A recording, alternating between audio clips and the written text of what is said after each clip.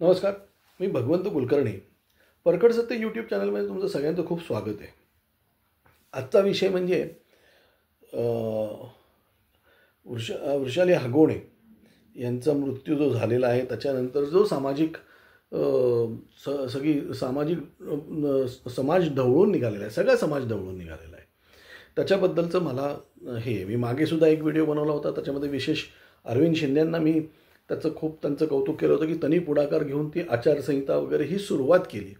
कुठेतरी ही सुरुवात झालेली आहे, पण आणि ही सुरुवात होऊन हे सगळ्या समाजांनी करायला पाहिजे. जसं मी आज काही नगरची काही लोकं बघितले मी इथे, या नगरच्या लोकांनी जी काही मांडणी केलेली आहे की आणि जी काही त्यांनी हे लावलेली आहे ते खरोखर अगदी योग्य आहे. आणि याच्यामुळे खरोखर सामान्य माणूस जो आहे हा अगदी भरडला जातो.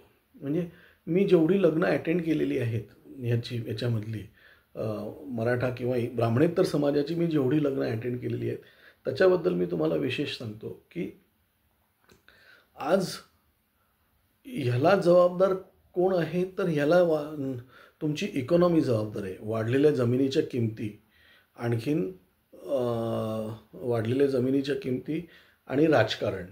समजलं, ही सुरुवात व्हायला पाहिजे. तर पहिली गोष्ट ही राजकारण्यांपासून सुरुवात व्हायला पाहिजे. म्हणजे आज तुम्ही बघायला एवढ्यातल्या एवढ्यात जे राजकारणी माणसांची जी लग्न झालेली आहेत काय, ती तुम्ही बघा कशी झालेली आहेत तुम्ही. म्हणजे आत्ता रिसेंटली शंभूराज देसाईंच्या मुलाचं लग्न झालं. काय किती मोठा कसलं टोले जंग सगळ्या गोष्टी केल्या, एवढे कोट्यावधी रुपये. असं ते मिनिस्टर आहे त्यांनी केलं वगैरे हे ते आहे. किंवा जयंत पाटलांच्या मुलाचं लग्न झालं. जयंत पाटलांनी सून ब्राह्मणाची केली आहे बरं का. काय किर्लोस्करांची मुलगी दिली, किर्लोस्करांनी मुलगी जयंतरावांच्या मुलाला दिलेली आहे. जयंतरावनी कुठला मराठा शोधला नाही, मराठा सून शोधली नाही, ब्राह्मण सून शोधली आहे. असो, हा विषय वेगळा आहे. तर किती याच्यामुळे लग्न केलं, ठीक आहे, त्यांच्याकडे पैसा आहे म्हणून त्यांनी केलं, असं म्हणजे ह्याच्यामध्ये काही दुमत नाही. पण आत्ता ह्या सगळ्या लग्नांच्या ह्याच्यामध्ये एक लग्न फलटणला पण झालं. काय फलटणला लग्न कोणाचं झालं? बडोद्याच्या जितेंद्रसिंग गायकवाडांच्या मुलीचं, आणखीन फलटणचे रघुनाथराव नाईक निंबाळकर म्हणजे रामराजांचे धाकटे भाऊ यांच्या मुलाचं लग्न झालं. अगदी शाही थाटात लग्न झालं. पण त्याचं यूट्यूब आहे, ह्याच्यावर तुमच्या यूट्यूबवर त्याचं लग्न आहे. जवळजवळ तास सव्वा तासाचं ते 1.5 तासाचं लग्न आहे. सगळ्या जवळजवळ महाराष्ट्रातली आणखीन मराठी याच्यातली सगळी राजघराणी, सगळी सरदार घराणी आली होती तिथे. काय पण आता त्यांच्याकडे पैसे कमी आहेत का? भरपूर पैसे आहेत. या सगळ्या लोकांपेक्षा त्यांच्याकडे सोनं नाणं पैसे सगळं भरपूर जास्ती आहे. पण मला त्या रघुनाथराव नाईक निंबाळकरांचं आणि जितेंद्रसिंग गायकवाडांचं इतकं कौतुक करावं असं वाटलं ना की काय त्यांनी इतकं म्हणजे म्हटलं तर राजेशाही लग्न होतं, पण इतकं साधं लग्न होतं. कुठे असं हे नाही, DJ नाही किंवा काही नाही, अगदी व्यवस्थित वाजंत्री वाजवून वगैरे अशा पद्धतीने त्यांनी त्या मुलीचं त्या गायकवाडांनी आणखीन नाईक निंबाळकरांनी लग्न केलं. खरंच म्हणजे त्यांचं मनापासून कौतुक. आणखीन हा आदर्श का नाही हे करत आपण आज म्हणजे मला विशेषतः हे जे काय आहे की हा डीजेनी सगळ्यात जास्ती वाट लावलेली आहे. त्याच्यानंतर दुसरं तुमचं संगीत हे आपल्याकडचे नाहीत. हे म्हणजे आपल्या आईवडिलांचं किंवा इवन आपल्या लग्नांमध्ये सुद्धा पूर्वी म्हणजे एक 25-30 वर्षापूर्वी DJ प्रकार होता का, संगीत प्रकार होता का? हे कुठल्या तरी हिंदी सिनेमातलं वगैरे बघून आपण तो संगीत बिंगीत हे करतो. आणि सगळ्यात कुचेष्टा म्हणजे हे प्री वेडिंग फोटोशूट हे नाही आपलं, हे पाश्चिमात्य आहे. आणि त्याच्यामध्ये जो धिंगाणा, मी एक शब्द वापरत नाही इथे पण मी धिंगाणा म्हणेल, त्याच्यामध्ये जो धिंगाणा घालतात ना तो किळसवाणी आहे, तो लाजीरवाणी आहे.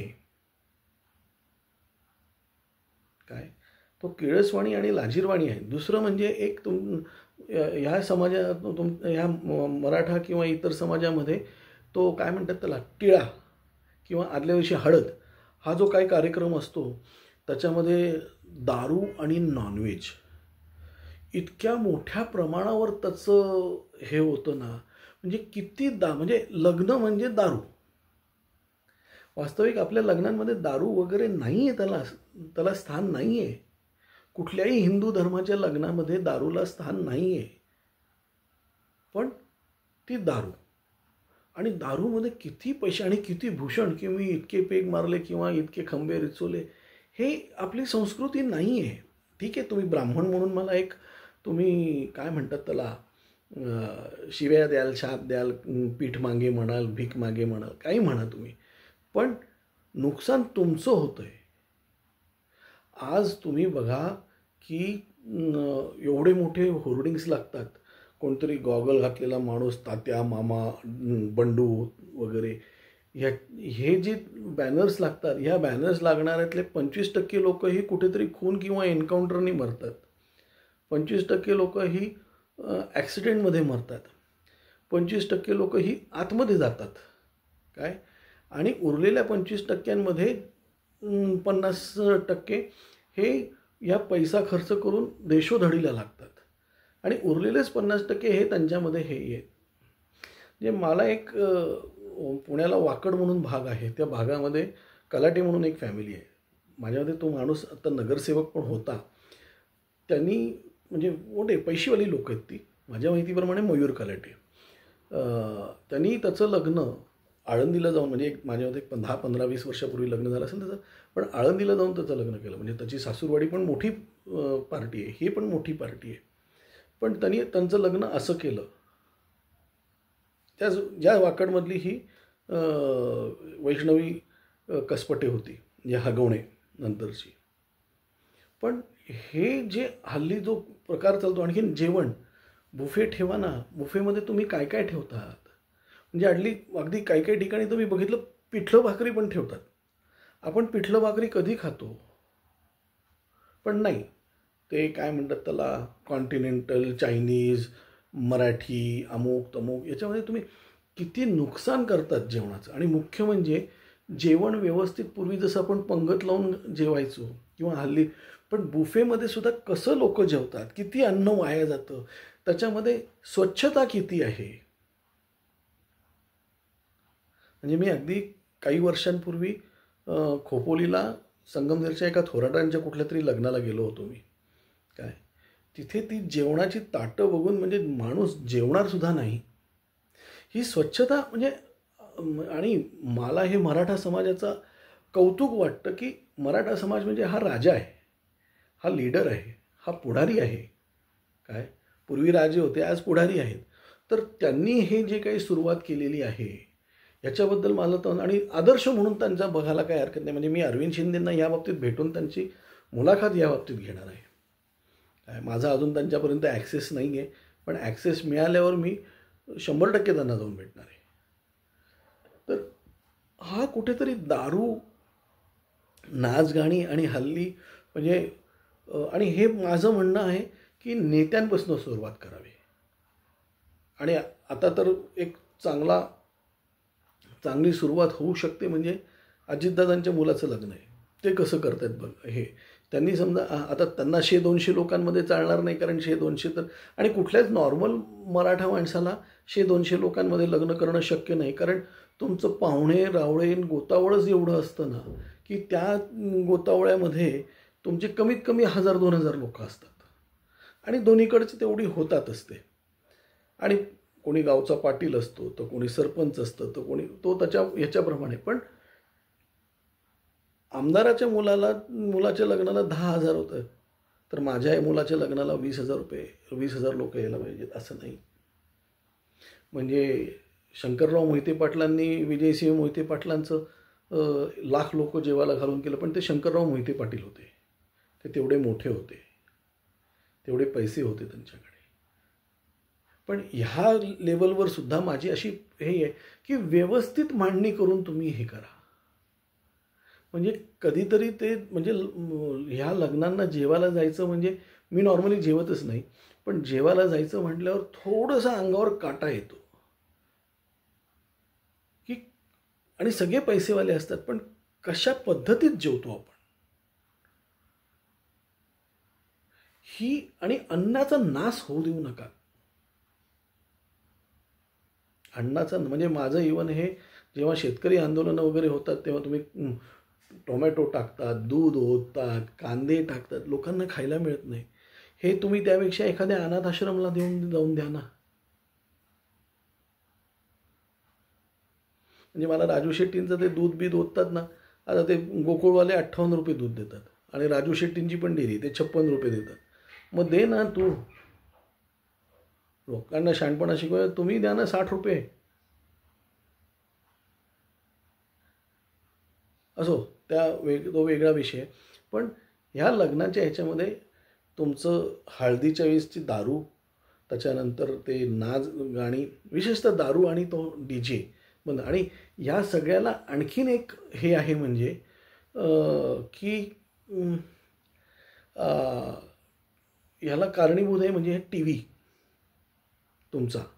या टी व्हीची ज्या सिरियल्स दाखवल्या जातात ना, हे इतका व्यभिचार वाढलेला आहे याच्यामध्ये, इतका व्यभिचार वाढलेला आहे त्याच्यामध्ये की तो एक तुमच्या त्या रोज त्या सिरियल पहिलं पाऊल, दुसरं पाऊल, मागचं पाऊल, वरचं पाऊल, काय उमऱ्याच्या आतमधलं ह्याच्या बाहेरचं काय जे आहे, म्हणजे त्याच्यामध्ये व्यभिचाराशिवाय त्यांना TRPच नाही. अग्निहोत्रसारखी पण एक सिरियल होती की ज्याच्यामध्ये व्यभिचार नव्हता किंवा काही नव्हता. चांगल्या सिरियल बनवा ना तुम्ही. म्हणजे माझं सामाजिक मंत्र्यांना माझे हे आहे, कळकळीची विनंती आहे की तुम्ही ह्या लोकांची हे घ्या. आणखीन आपल्याकडे इतिहास सांगायला कमी आहे का? चांगल्या लोकांवर हे नाही आहे का? चांगल्या स्टोरीज बनवता येत नाहीत का? एक माणूस 3 बायकांशी लग्न करतोय, 2 घटस्फोट घेतोय, हे करतोय, ते करतोय, किती म्हणजे क्लेशकारक आहे. आणि ह्याच सगळ्या गोष्टी हा समाज बिघडवतोय. आज एक कोणतरी मुसलमान होते, त्यांनी एक TV वर काहीतरी सांगितलं, शिक्षित समाज बिघडलेला आहे, सुशिक्षित नाही, शिक्षित समाज बिघडलेला आहे. म्हणजे मी माझ्या मुलाला एवढे लाख रुपये किंवा एवढे कोटी रुपये घालून डॉक्टर बनवला आहे, इंजिनियर बनवला आहे, MBA बनवला आहे, लंडनला पाठवला आहे, इकडे पाठवला आहे. आणि आता मला, अरे तुझ्या मुलाला तू तुझ्या चांगल्यासाठी केलं ना का त्या मुलीच्या घेऊन पैसे घेऊन तू ते परत ती वसुली करणार आहे. आपण हुंड्यावर एक नवीन दुसरा व्हिडिओ बनवू. पण ह्या लग्नातल्या ह्या गोष्टी, प्री वेडिंग, दारू, त्या हळदीच्या वेळेसची DJ, त्याच्यापेक्षा खूप चांगल्या गोष्टी आहेत आपल्याकडे. या सगळ्या दाखवता येतील, या सगळ्या करता येतील. आणि समाजमध्ये म्हणजे अरविंद शिंदेंना ह्या समाज परिवर्तनासाठी मी खूप खूप त्यांचे आभार आणि शुभेच्छा देतो मी त्यांना. धन्यवाद.